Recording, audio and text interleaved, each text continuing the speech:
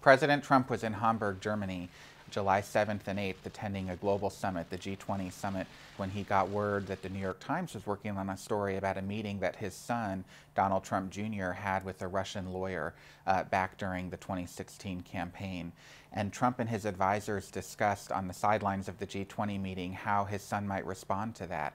And it actually, by the time they took off on Air Force One on July 8th to head home to Washington, the president actually dictated the statement that his son would end up issuing to the public. The president really grabs this issue by the horns and makes the argument of how it should be handled.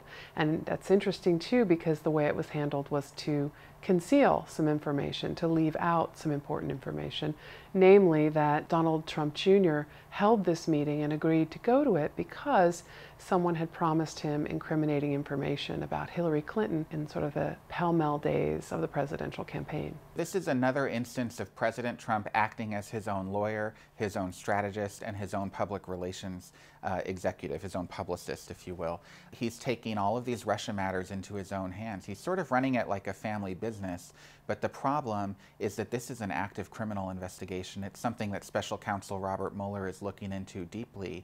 And that creates a jeopardy for the president and people who are very close to him, because when he or anyone else attempts to not tell the whole story, the full story, a prosecutor who is looking at that is trying to build a narrative of why would somebody lie? Why would somebody not tell the full truth? And usually their presumption is it's because they're trying to hide something.